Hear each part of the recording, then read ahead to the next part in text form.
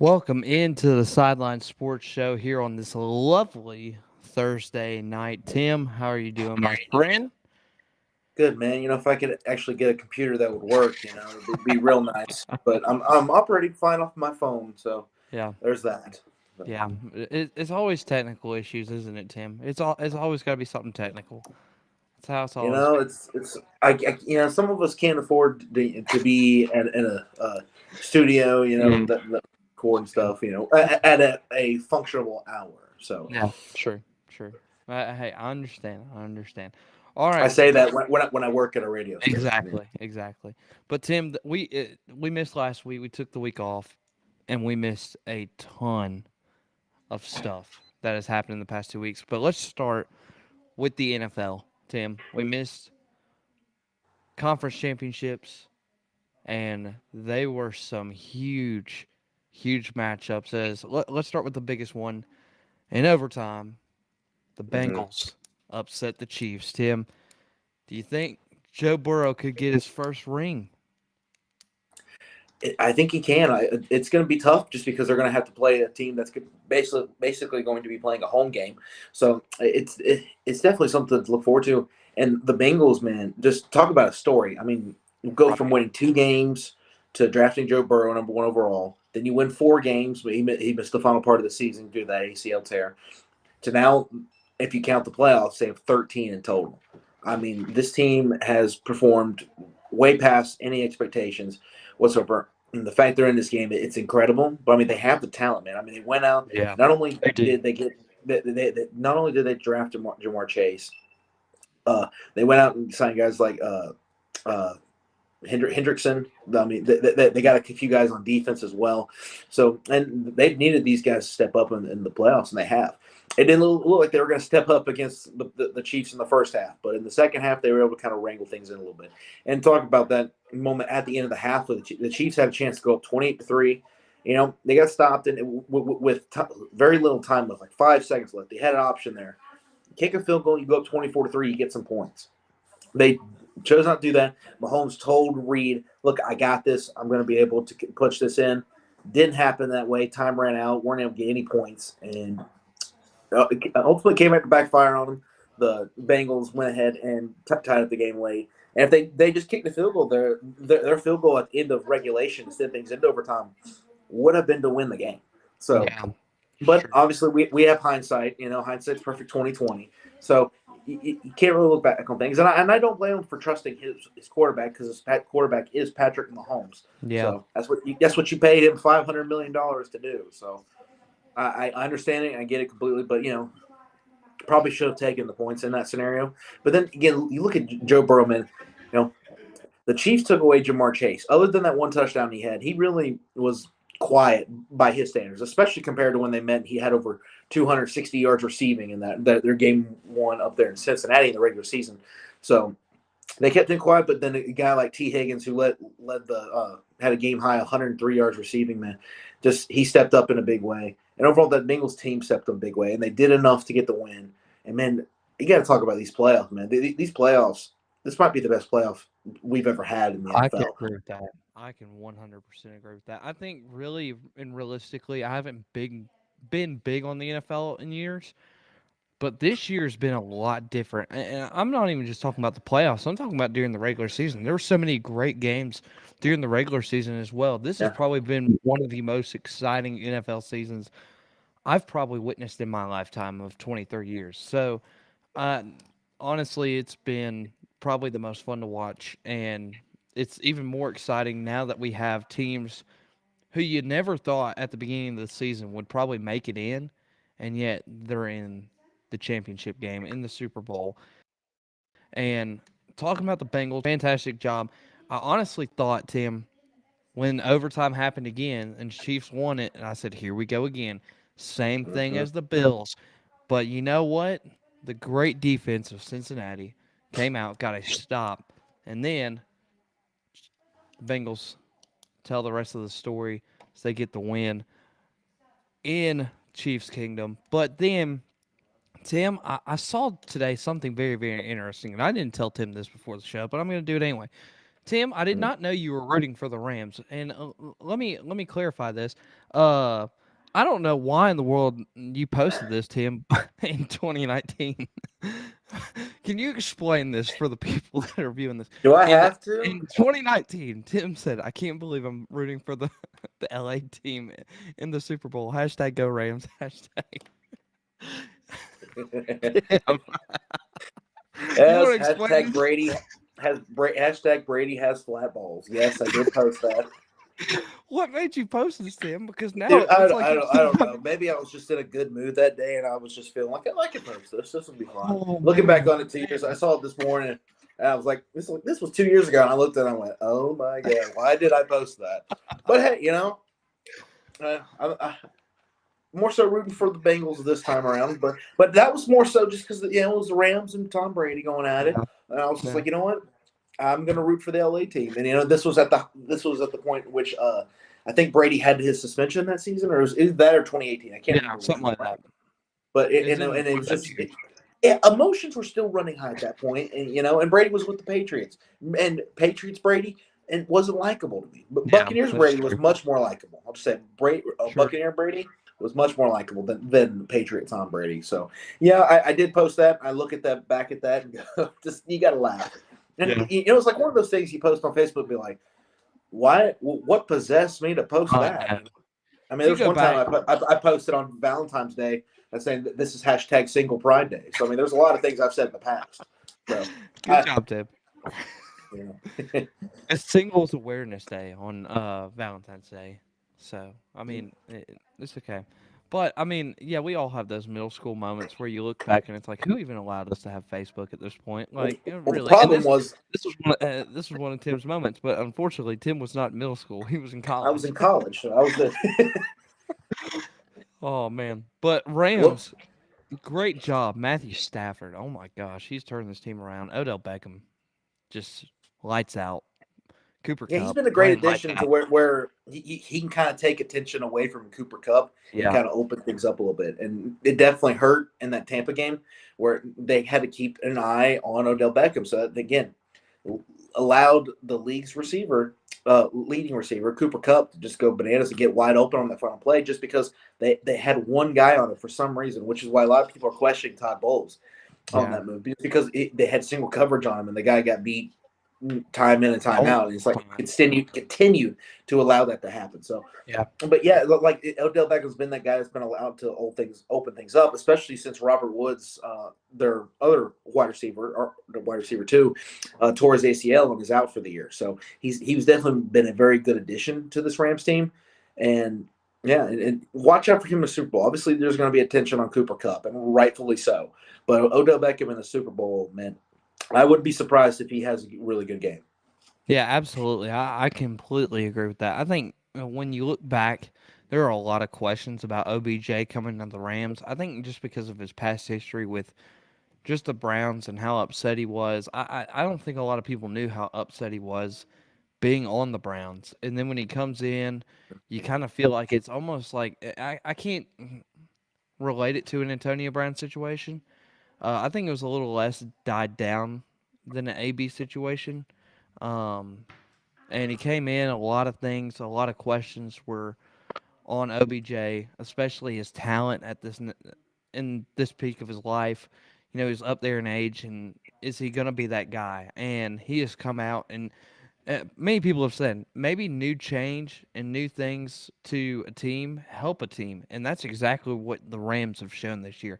Bringing in Matthew Stafford, bringing in OBJ, bringing in this whole entire new offense, and it looks, and even defense, because they brought in Von Miller from the Broncos early in the year. This team is just legit now that they have all these guys stacked on offense and defense, and I really truly believe they can contend against the Bengals. We won't pick the game yet, but I really truly believe that they'll give up a fair game. This is gonna be one of the closest Super Bowls I can remember, and because every game almost in the playoffs has come down to the fourth quarter or even overtime, so it's gonna be a really fun game to watch.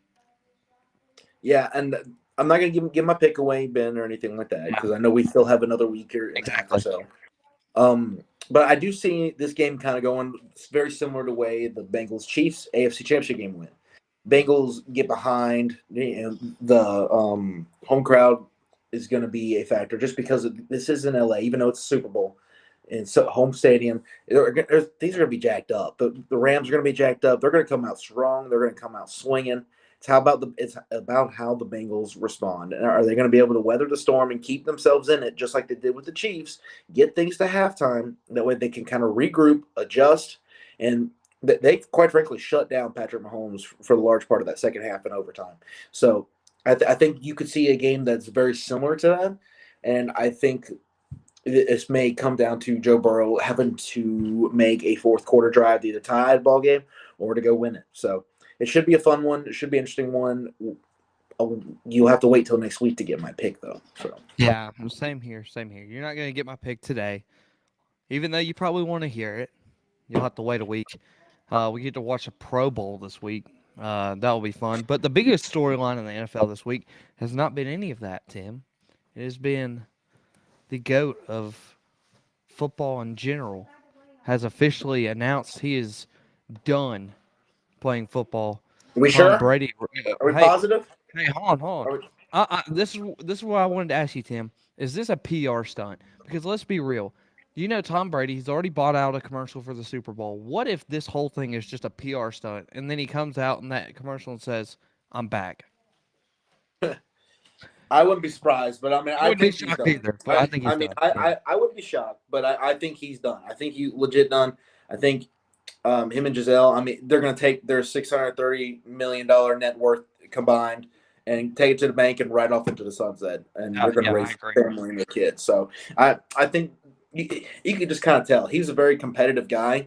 And he basically said in that statement that he's just lost that competitive edge. You know, he's like, I don't want to be part of it. He's like, I'm good, basically, is what he Yeah. said. You know, and more respect to him for doing that, recognizing, hey, I'm done. I don't want to do no more. I don't have any more left to give. So it's going to be interesting, and it actually gives my Panthers a chance in the NFC South now because Drew Brees Tim, and Tom Brady are gone from the NFC South. So Tim. you know, and Matt Ryan's not what he was. You know, and draft Kenny Pickett out of Pittsburgh, and we might have something. So I was you about to never say, know. Tim, you don't have a quarterback. You really don't really have an offense. You don't really have a defense either. Um, I am the big on ball. our hire. I wasn't at first, but our offensive coordinator hire, Ben McAdoo, who's actually before his time as a head coach was a really solid offensive coordinator. So I'm okay with that. And I think they're actually going to focus more on offense in the draft, which of course it's like way to go, way to waste everybody's time because you spend two drafts in a row on defense and very offensive heavy drafts. Now this one's a very defensive heavy draft, so it's just like, all right, guys, now you're going to try to get offense. It's like, I don't know. It's just Cool. it doesn't make any sense to me. But I think The biggest question for you guys is Christian McCaffrey going to get traded for a draft pick? And I'm tempted to say yes. I really am. I'm tempted that he would go for second, third round pick. if legal trouble things go in a certain direction, and a certain quarterback in Houston is cleared, maybe I would consider possibly going Christian McCaffrey and 4 first-round picks for one Deshaun Watson. I mean, I would. I seriously would. Wow. Okay. I Tim. mean, I'm serious. Christian McCaffrey. I mean, I don't know how much the Texans are going to value him at, but 4 first-round picks, and if this legal system and legal issues are cleared up, which they appear to be on the way to that, but nothing's for sure. Then I would seriously consider that, especially David Tepper. He wants a quarterback. He so badly wants to win as an owner, and well, I don't see with him a lot of things. That is one thing we do agree on, and that is something that he's going to have to kind of figure out. And it's like he's going to have to basically tell Matt Rule, draft a quarterback eventually. You know, we had a chance to get Justin Fields. We had a chance to get Mac Jones last year. We didn't do it. We traded for Sam Darnold because we took a chance on him. Like, hey, maybe he's just bad with the Jets. Bad environment. Yeah. Yeah, and problem was there wasn't a good offensive scheme in place for Sam Darnold anyway. And when he was healthy, he was decent.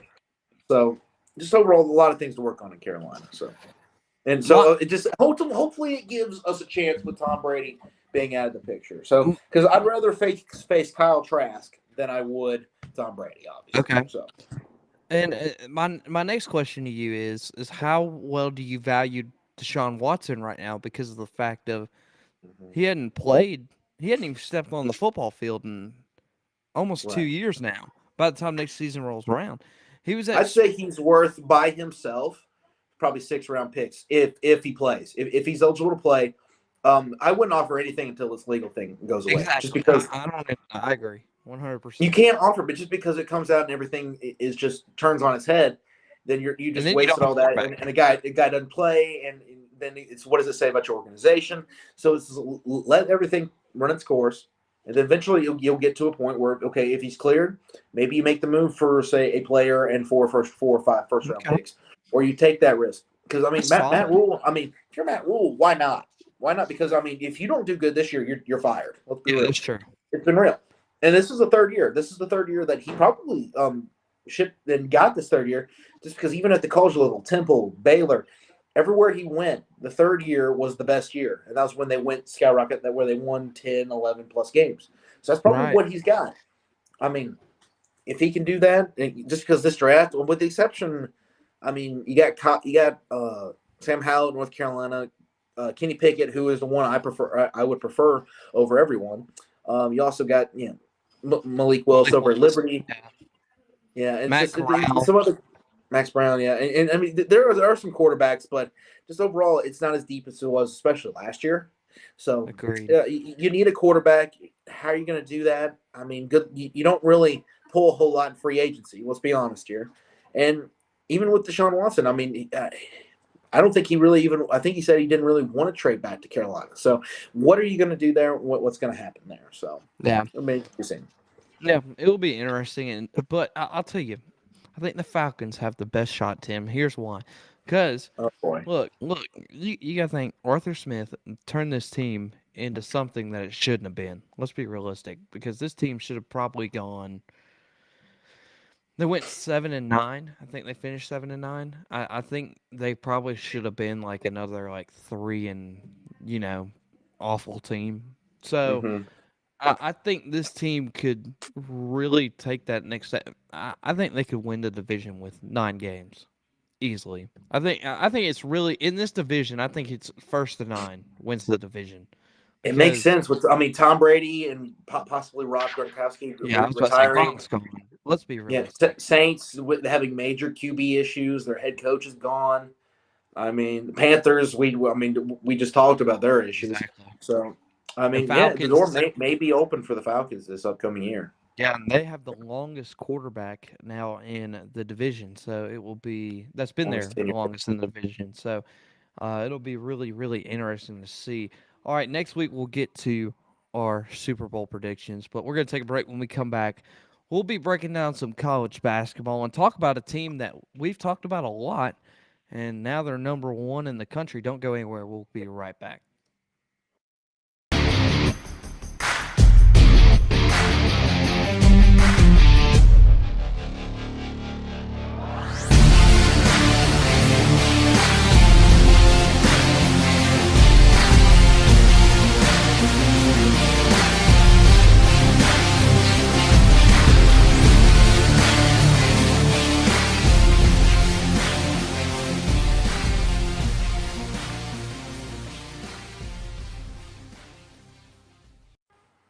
Welcome back into the Sideline Sports Show on this lovely Thursday. Tim, let's break down some college basketball because, Absolutely. and we'll start with this. This team, we've talked about them a little bit, and every time we've talked about them, they've climbed up.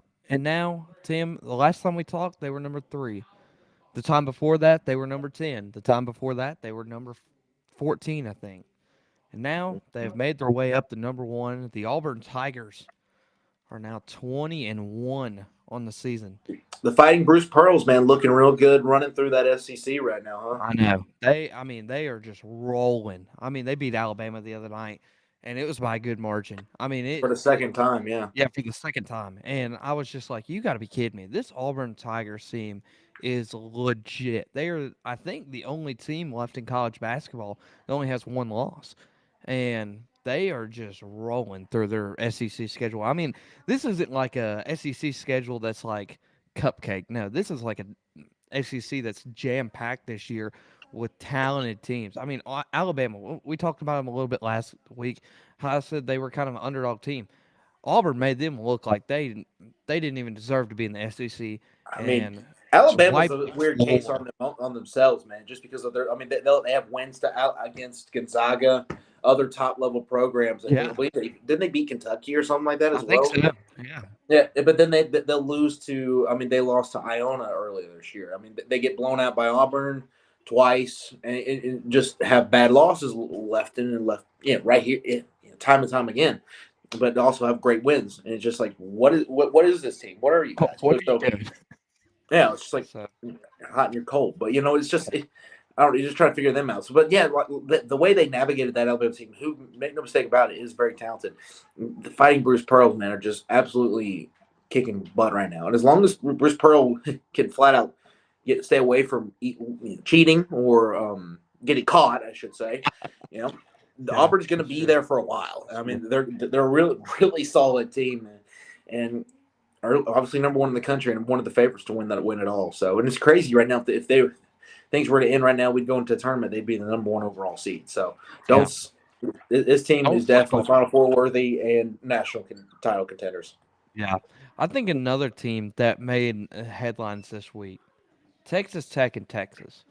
Yeah, Tim, I don't know if you have heard anything about this, but I it was have. so funny because here is Texas Tech standing outside the doors of their gym days before their matchup with Texas, Mm, and they're just chewing them out because the former Texas Tech head coach for basketball went over to Texas and began to coach over there.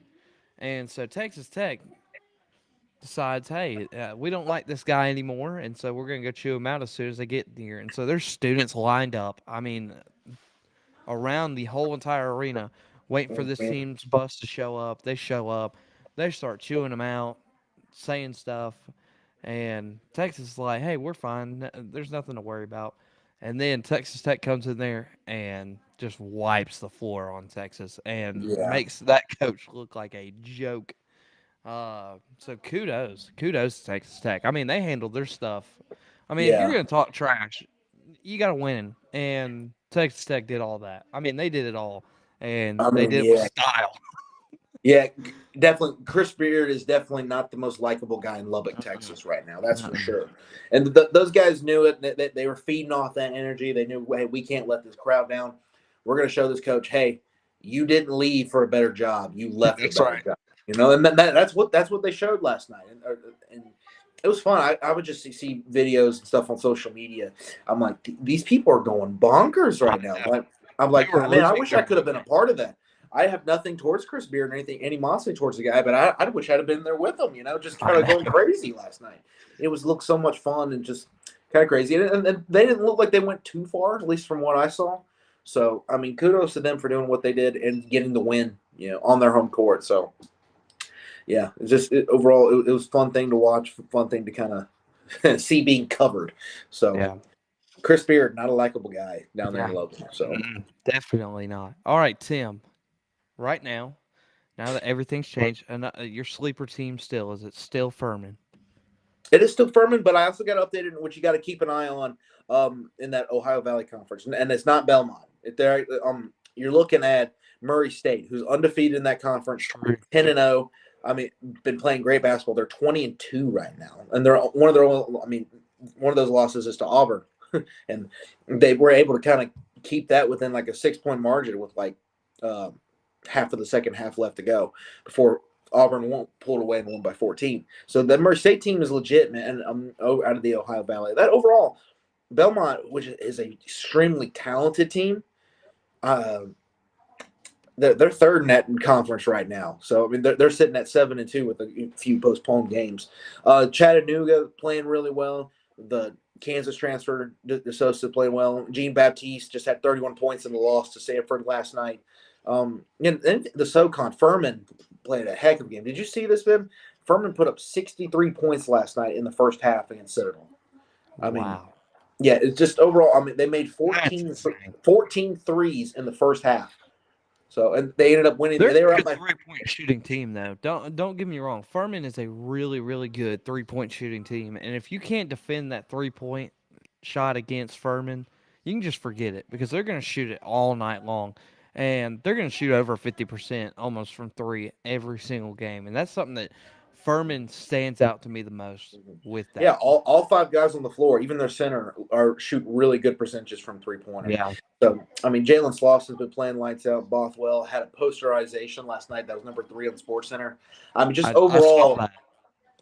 I saw it live and I It's was like, "Woo, insane. okay," and I about freaked out. But you know what? It was just it was amazing to watch, and they were up by as many as 43 last night before they let Citadel, make it more respectable.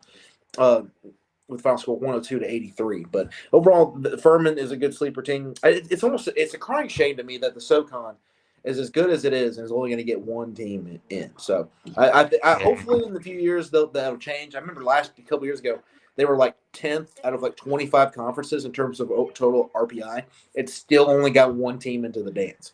It made no sense whatsoever. But you know Cut a team out of the there are a ACC lot of this year. national pundits that are starting to finally recognize SoCon.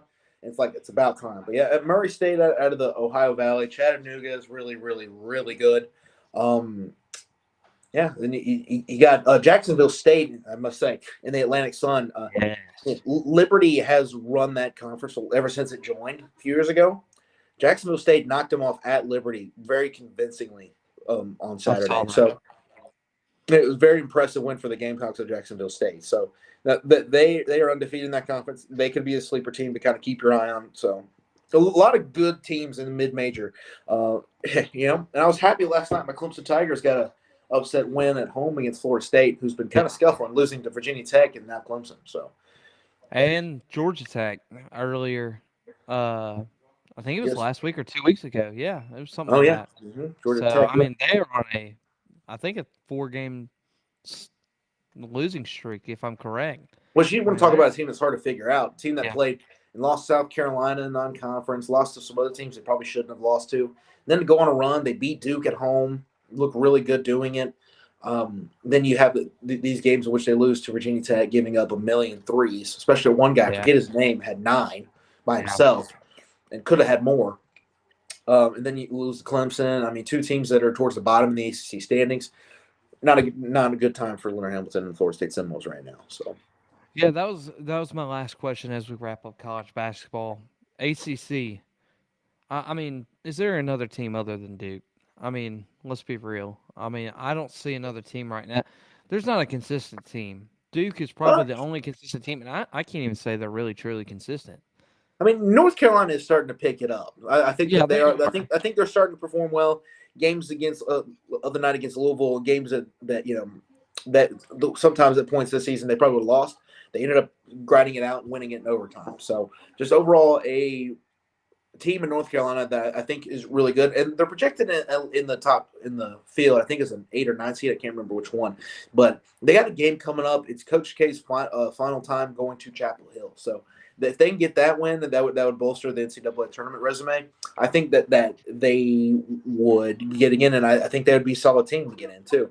But it's obviously not one of North Carolina's best team, not ranked in the top 25, but still respectable. So. Yeah, You just gotta avoid games like I mean they have a game coming up. Clemson at home. They usually struggle against Clemson on the road. Clemson at home they've only lost to one time. So, but Clemson on the road they seem to somewhat have problems with more times than not. So it's just got to keep your eye on games like that. If North Carolina get past those, they should be in the tournament. They should be fine. Miami obviously they start off really strong. They're still kind of keeping up there towards the top. I haven't seen AC standings, so I don't know if they're still up there. But I know that they've been playing solid basketball this year. So there are some teams in the ACC to keep your eye on, just not as much depth as there has been in years past. So sorry, I don't know why it got muted, but it did. yeah, I'll But get Duke's final couple of games you mentioned Chapel Hill. That's actually this Saturday on ESPN. That is going to be a really good game, hands down. It always has been, always will be. And like you said, it's Coach K's final game at Chapel Hill, so a lot riding on it. And then their final home game comes March the 5th, a month later, hosting UNC. It's Coach K's final game at Duke, and I mean that place is going to be insane. I mean, it says right here tickets are as low as $3,580. Tim, Ooh, yeah, that's more than the World Series ticket. So three I'm just times telling you, more than the World Series three ticket. times more than the World Series ticket. So that tells you something. I mean, that's tickets as low. That means that's the lowest it goes. I mean, and that's probably like nosebleeds. So it's going to be insane. But they got a tough schedule. You mentioned Clemson. I think going to Boston College may be a little tough. At Virginia, Virginia's trying to find their identity. I mean, they've been up Yeah, there in the ACC really just struggling. I mean, they are. Syracuse, I mean, that's a tough environment to go into.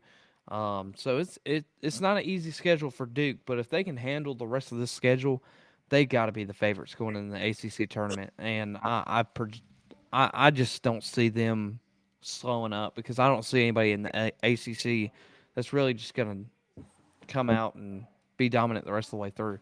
I mean, no, because there's no consistency, and Duke's probably the only consistent team within the ACC. And I hate that they're going to get 5 teams into the tournament when other teams like the SoCon deserve a lot more teams in there. yeah. But I mean, it is what it is. So, all right, we're going to take another break. When we come back, we'll talk a little bit about National Signing Day and then the MLB lockout. We'll talk all that and more right after this short break. Don't go anywhere. We'll be right back.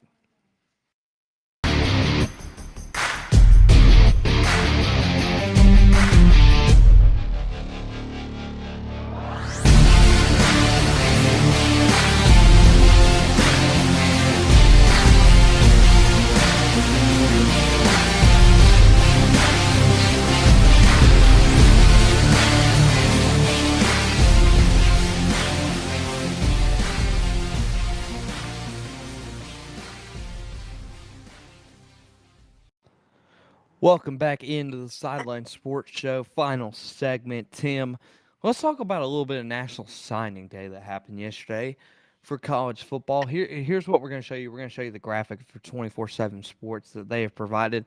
The top 25 classes from National Signing Day. Obviously, you look at this list. I mean, the ones that stand out to me, and if you want to go look at this for yourself, just go to 24/7 Sports. They'll have it all right there. This is the recruiting rankings. Now, this is based off of recruiting high school seniors and then also the transfer portal. And as you can see, South Carolina coming in there at number 25. I think that was shocking. So they did a fabulous job.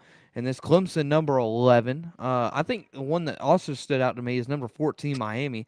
I mean, Mario Cristobal came in there and shockingly put them on the map. Number 13, it stands out to me as well, Mizzou. I mean, after an awful year this past year, they came in at number Yeah, that's so 13. surprising. Yeah, that's surprising to me. Number 10, you see North Carolina. You thought Oklahoma would fall off the map, but they're there at number 9. Michigan 8. Notre Dame 7. Number 6, Penn State. Number 5, Texas. Number 4, Ohio State. And then the top 3 are all SEC teams. Number 3, Georgia. Number 2, Alabama. And number 1, Texas A&M. Tim, once you look at that, and I even saw LSU in the top 25. After seeing that, I mean, the SEC is just dominating. It just has dominated this whole entire recruiting cycle, and even dominated the transfer portal. I mean, you see it, Texas A&M up there at number 1, Alabama number 2, and then Georgia number 3. Do you really see Texas A&M taking that next step forward over Alabama next year to try to win a national title?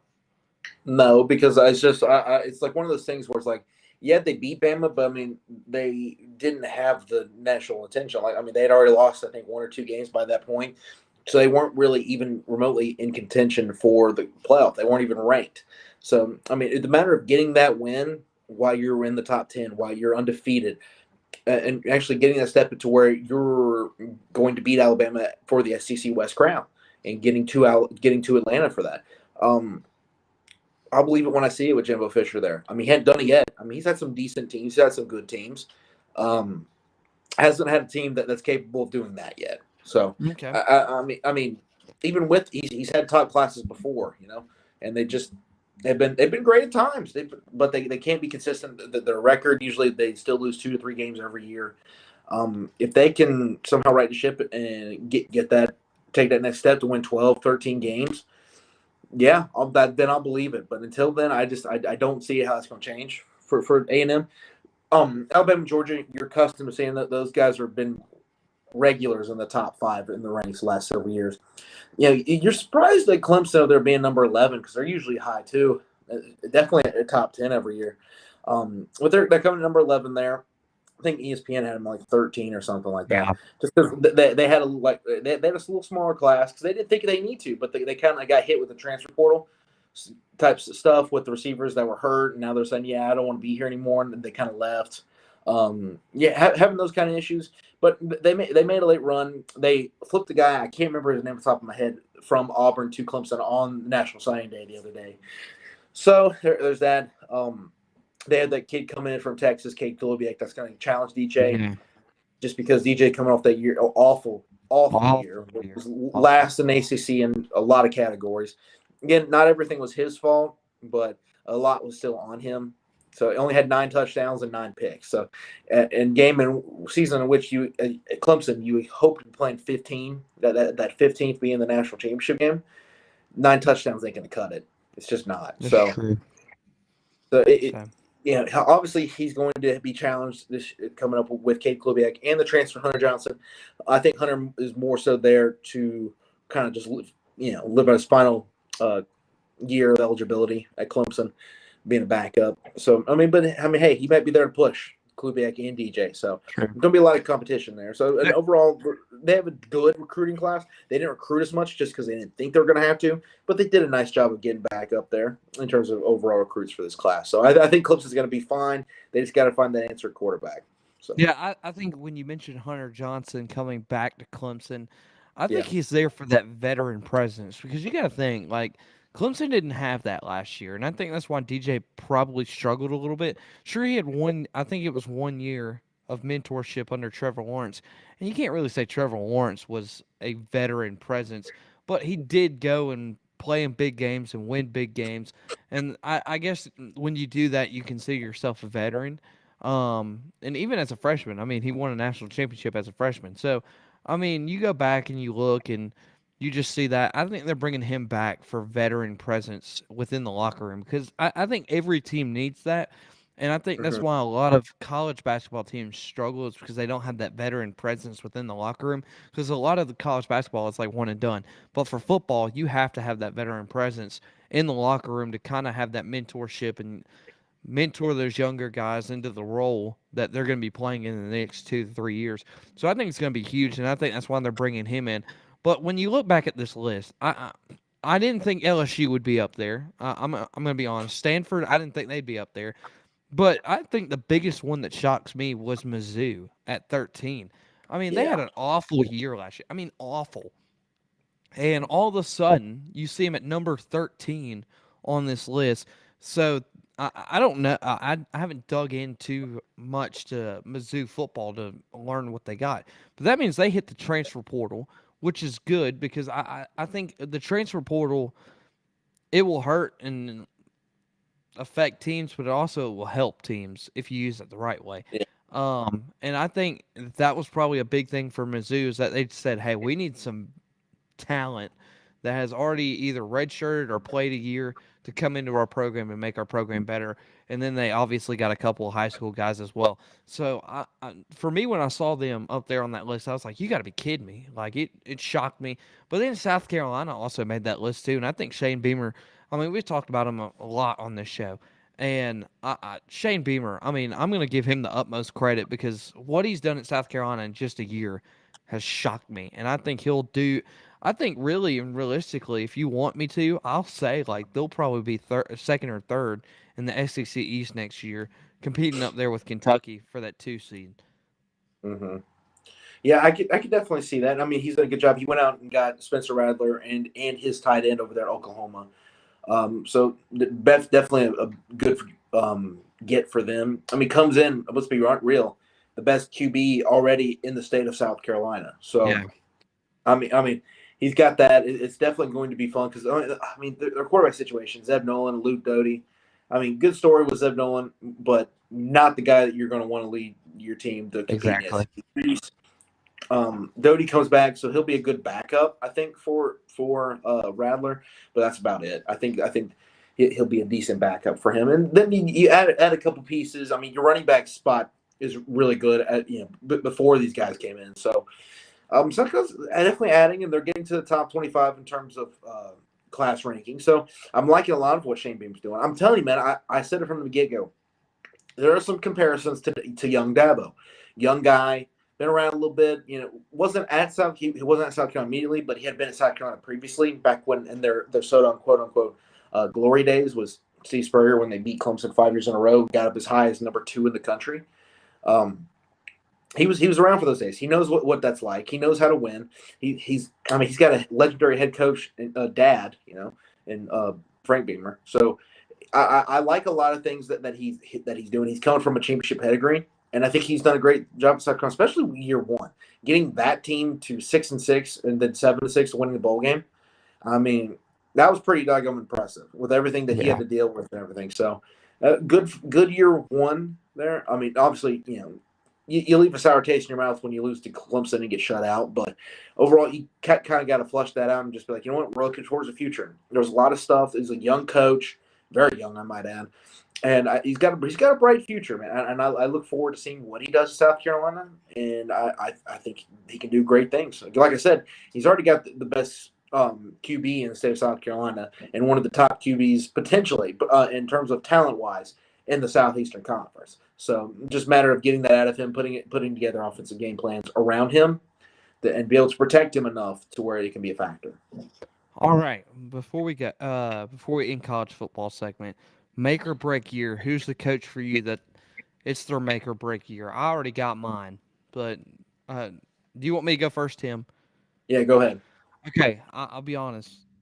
I've seen this program from the outside looking in, and it looks like it's a dumpster fire at times, and at times it looks like it's on a high note, and that coach would be Jeff Collins at Georgia Tech. It's year 4. Everybody expected some progress now, but you look at their schedule that came out the other day. It is rough. I mean, you start your first game in Mercedes-Benz on Memorial Day against Clemson. All right, that's going to be a tough game. And then you get Western Carolina at home. Yeah, that's your only cupcake game for the rest of the year. Then you get Ole Miss at home in Bobby Dodd, and that is a tough team. I mean, they added some guys to their roster. Yeah, they lost a quarterback, but they're adding some other talent around them in the transfer portal. Yeah, Jackson Dart will probably end up being their starter from USC as he transfers into Ole Miss. Then you get UCF in the bounce house. Then you go through the regular schedule of your conference play. I mean, your other out of the coastal play would be FSU, but you're going to Doak Campbell Stadium. So that's going to be a tough game against Mike Norvell. I think that's another guy that could be on the make or break side. You get Georgia at the end of the year. I mean, this is a tough schedule. I mean, your last 4 out of your 5 games for Georgia Tech are on the road. And at the end of the day, if you go 3-9 again, you're done. I mean, it don't matter. You've already seen coaches. You've already seen personnel in the recruiting section of their program leave. And it's going to be really, really interesting. And, I mean, they're still having to fill some holes with coaching and recruiting staff because they've left to take other jobs at other places. And they're still trying to figure out their staff before spring ball. And they're the first, I think, ACC team to kick off their spring game, which would be March the 18th, I think, or 17th. It's a Thursday night, if I'm pretty sure. But it's a make or break year for Jeff Collins, and I don't think if he gets to a bowl game, he's done. He's out. So that's my make or break coach. Who's yours, Tim? I like that one, but mine would be probably Ryan Day over at Ohio State. It had a lot of expectations. He's made it to the college football playoff multiple times, made it to the national championship game, but yet has not won it. I mean, Ohio State, man, look, you're there to win, man. You're there to win national championships. You're not there to get to the college football playoff. You're not there to get to the Rose Bowl. You're not there to get to those. You're there to win the Natty. And he hadn't done that yet. He has not done that yet. He's lost to Clemson in the semifinals. He beat them then next year, but then got toasted by Alabama in the Natty. I mean, then loses to Michigan with a chance to go back this past year. I mean, just overall, I mean, this is a put up year for him. He needs to win the national championship. This because I mean, Ohio State. This is you would come to expect that. This is a coach that needs to be up there winning national championships, and he hasn't even won ever since he took over for Urban Meyer. So I think this is a make or break year for him in terms of getting over that hump and winning the national championship. So that's what I'm going to Awesome. go with. Okay. All right. Last thing before we go, MLB lockout. Tim, this is just getting annoying. I mean, it's Yeah, awful. It's just like, well, it is. will we ever even get to see baseball start on time this year? I say no. Because you got to think, spring training still got to happen, and that's about a month and a half long. Yeah, spring And training start you time can't not shorten happening. it. You can't shorten spring training. You just don't do that. And a lot of these guys, especially up there in age, that a guy like Charlie Morton, that's the first person I thought of. He's up there in age. He's 38 this year. He's got to have a little bit more time in spring training because one, he's coming off a broken leg.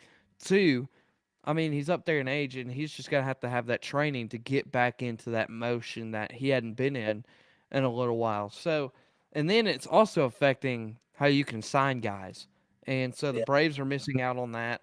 And I mean, everybody is, and I think it's really just hurting the whole entire MLB. And I mean, you got to realize like baseball, I think starts opening day is like April the 2nd. I don't think it will probably start until the end of April if we keep this up. yeah, it appears that way. I mean, there's just meetings and stuff, and these guys are just nowhere near each other right now. Jeff Passan talks about it. It's just he even got to him the other day. He was like reporting on it. Then he said, "Oh heck, you guys know the drill. It's the same old thing. They haven't come to an agreement. That everybody was supposed to come to the table with a counter offer, and then all of a sudden they're like, yeah, no, we're not going to do that. So it's just like, oh, so you're not going to offer anything? And they're like, yep, pretty much. And it's just like, what the heck is going on, guys? Definitely spring training. They're already talking about postponing the beginning of spring training. So hopefully that doesn't lead too much into the season, but you never know. So not a lot of good news, especially if you look forward to, like, as I do, and I'm sure you do too, man, going into a Braves or any type of baseball game in a Major League Park this summer, it could be at risk right now. So Yeah, and I think it's really interesting because of the fact of we may not even get to see. I mean, the Braves they'll have like their World Series, um, welcome back thing or whatever, and uh, they may yeah, not have it. I mean, who knows? Because the fact of, and I don't know if you saw promos or not, but they've already taken all the player promos off uh, the ticket, the tickets for the games or whatever. Because I was going to go to the Ronald Acuna Jr. bobblehead day or whatever, and they already took it off, and it's because of the MLB lockdown or lockout, excuse me. So I mean, it's just sad to see that. I mean, and no one's really giving a lot of information. I remember today when I was looking up stuff for the show, there was an article on ESPN. They even said they were trying to get the mediator in the room to try to help the MLB negotiate with the Players Association. And I'm like, you're trying to use a mediator to fix the problem, and that's not going to fix the problem.